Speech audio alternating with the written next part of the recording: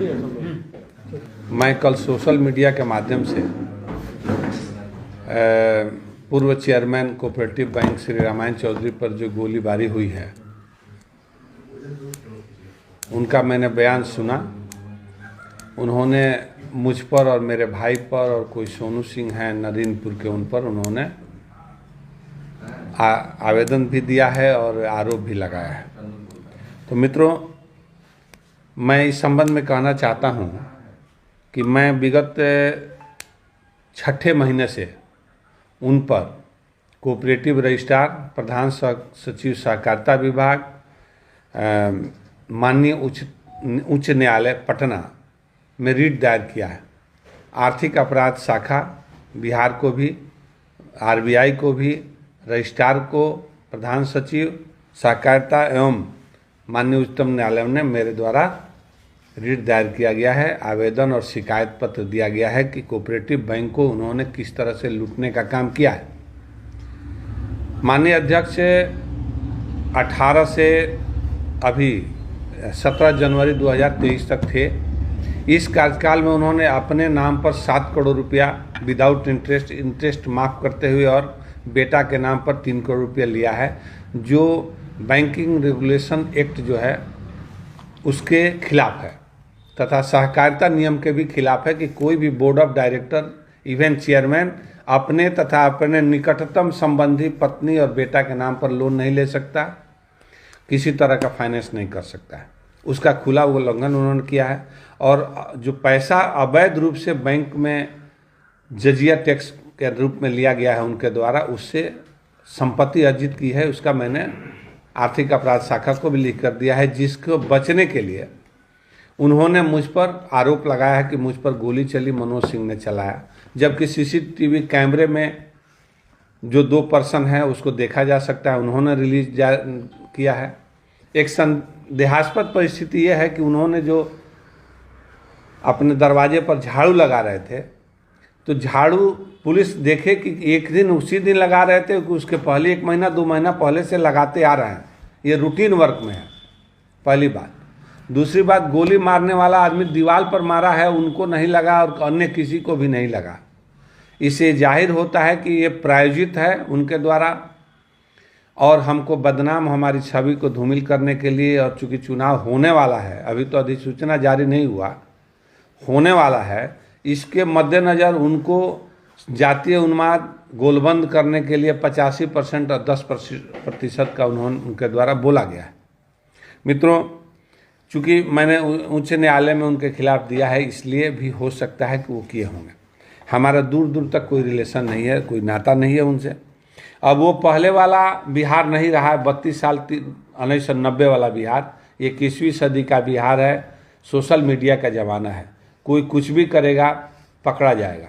हमें पूरा विश्वास है प्रशासन पर, एसपी पर, थाना प्रभारी पर। और मैं जिला पदाधिकारी से आग्रह करना चाहता हूं कि रजिस्ट्रार कोऑपरेटिव बिहार सरकार के 711 पत्रांक 31/1/2022 को उन्होंने इन पर एफआईआर करने का तथा दोषी कर्मी पर कार्रवाई करने का पत्र लिखा है जिला पदाधिकारी सिवान को, जो मेरे हाथ में है। उन्होंने लिखा है कि आप दोषियों को चिन्हित करें और कार्रवाई करें, अवैध निकासी किया गया है। तो ये भी एक कारण है। दूसरा, अगड़ा पिछड़ा का उन्होंने बात किया है। अगड़ा पिछड़ा में आइए, वो जमाना 90 वाला नहीं है कि समाज को बांट सकते हैं आप। जिस माँ का, जो माँ पिछड़ी माँ, बैकवर्ड माँ का बेटा फॉरवर्ड नहीं हो सकता है, जिस तरह रोगी माँ का पुत्र निरोगी नहीं हो सकता है। ये स्वाभाविक है, नेचुरल है। बैकवर्ड बिहार है जिसके हम लोग सपूत हैं। हर मामले में बिहार पिछड़ा हुआ है, चाहे स्वास्थ्य का मामला हो, चाहे इंडस्ट्री का मामला हो, चाहे शिक्षा का मामला हो, चाहे प्रति व्यक्ति आमदनी का मामला हो, सब में बिहार पिछड़ा हुआ है। तो जब सब बिहार ही पिछड़ा है तो बिहार में रहने वाला व्यक्ति कैसे अगड़ा हो सकता है? इसलिए हम भी बैकवर्ड हैं। बिहार में रहने वाले सारे लोग बैकवर्ड के श्रेणी में आते हैं, चूँकि उनकी आमदनी अन्य राज्यों के जनता के से पर कैपिटा कम है। यहाँ इंडस्ट्री नाम है ही नहीं, इंडस्ट्री नाम का कोई चीज़ नहीं है। यहाँ पर स्वास्थ्य में हम 30 नंबर पे हैं, शिक्षा में 25 नंबर पे हैं अन्य राज्यों के तुलना में।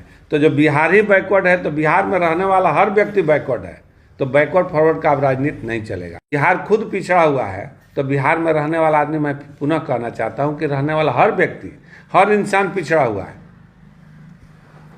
समाज को बांटने का काम इनके द्वारा किया जा रहा है।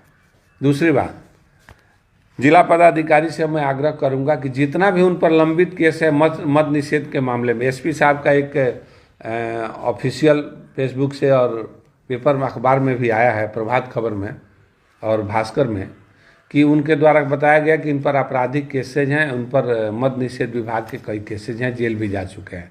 तो मैं तो चाहूँगा कि उस पर ट्रायल कराया जाए, जल्द से जल्द उन पर कार्रवाई किया जाए। और अंगरक्षक लेने की बात है तो अंगरक्षक तो उनकी सरकार है, वो तो अभी भी ले सकते हैं।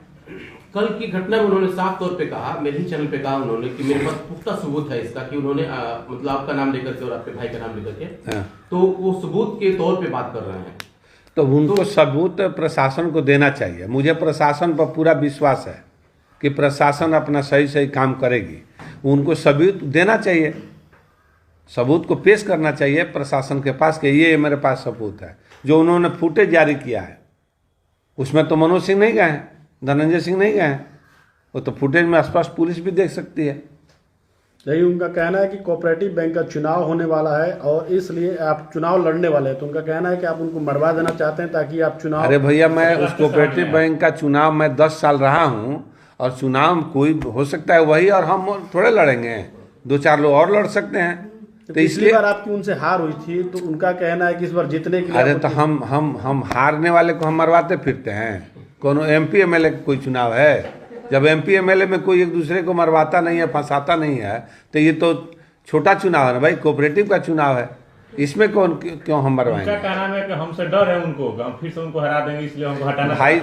ये तो जनता निर्णय करेगी ना। हम हार करके समझ चुके हैं कि हार जीत का कोई मीनिंग नहीं है। हार जीत एक सिक्का के 2 पहलू है, एक ही सिक्के का 2 पहलू है, कोई हारेगा कोई जीतेगा, ये तो निश्चित है। वो राजद से हैं और उन्हीं की पार्टी की सरकार में भी है, और सरकार जो है कि भी जातीय जनगणना करा दी है, तो फिर ये सवाल उनका उठाना कि हम चूंकि लेकिन जनता को, बिहार की सरकार को बताना चाहिए कि जातीय गणना से क्या लाभ होने वाला है। देश के साथ हमेशा साजिश हुआ। जब देश आज़ाद हुआ तो 1947 में देश का बंटवारा कर दिया गया हिंदू मुसलमान के नाम पर, उसको भी देश के लोगों ने सहन किया। उसके बाद हुआ कि भाई देश में अनुसूचित जाति जनजाति बहुत पिछड़ा है, इसके उत्थान के लिए 10 साल के लिए रिजर्वेशन लाया जाए और इनको आर्थिक सामाजिक उत्थान किया जाए। इसका असेसमेंट होना चाहिए कि 10 साल में के जगह पर 70 साल हो गया, आज तक उस समाज का विकास क्यों नहीं हुआ, इस पर कोई चर्चा नहीं करेगा, उसका कोई असेसमेंट, उसका सर्वे नहीं करेगा कि क्यों ऐसा हुआ।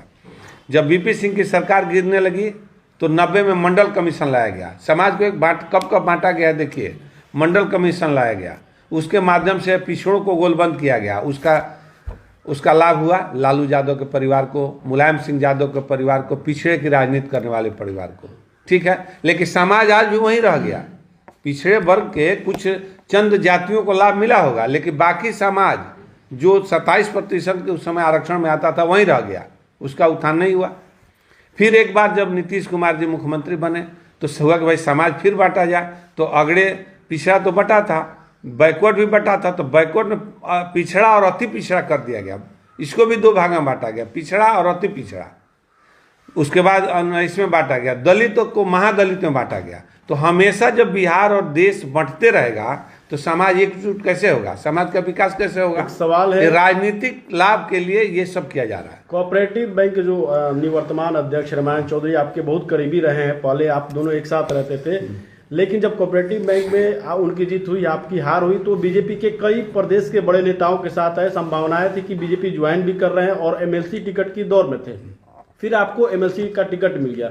फिर ऐसी क्या कुछ हुआ कि जो आप दोनों एकदम करीबी थे, एक पार्टी नहीं, के रास्ते पर थे, मैं अलग कैसे हो गए? इस बात का मैं खंडन करता हूं कि मैं कभी उनके साथ नहीं था। कोऑपरेटिव का मुंह दिखाने वाले मैं हूं। जब मेरे पास लोन के लिए आए 2014 में, तो उनका मैंने 25,000 रुपया का लोन किया पहली बार, आज सब 25 लाख का पहला बड़ा लोन था उनका। उसमें भी उन्होंने चालबाजी कर दिया, रोहड़ा का जमीन उन्होंने मॉर्गेज कर दिया, रोहड़ा जो उनके दखल में नहीं था। तो मैंने उसके पेपर को वापस करके कहा कि नहीं, ये महादेवा या बरहन के जमीन मॉर्गेज कीजिए। मैंने 25 लाख से 10 लाख और बढ़ाया, 35 लाख उनका लोन किया, तब वो कोऑपरेटिव बैंक में आना जाना शुरू किए। जब मैं भाजपा में था तो भाजपा ज्वाइन जरूर किया, आपका कहना सही है, भाजपा ज्वाइन भी किए, कुछ दिन भाजपा में रहे, लेकिन जब फिर महागठबंधन की सरकार बनी तो अपने मूल स्थान पर चले गए। एमएलसी चुनाव में तो आपको मदद भी किए थे वो? ऐसा कुछ नहीं, एमएलसी चुनाव वो प्रतिनिधि थे ही नहीं, अपना खुद वहाँ का हार गए थे तो क्या हमारा मदद करेंगे। वो तो एमएलसी चुनाव में बीजेपी से दावेदारी भी कर रहे थे, उसके बाद आप लोग में खटपट भी शुरू नहीं, हमारे में कोई खटपट नहीं हुई, हम जान यहाँ कोई कैंडिडेट नहीं था, वो तो नहीं थे कैंडिडेट।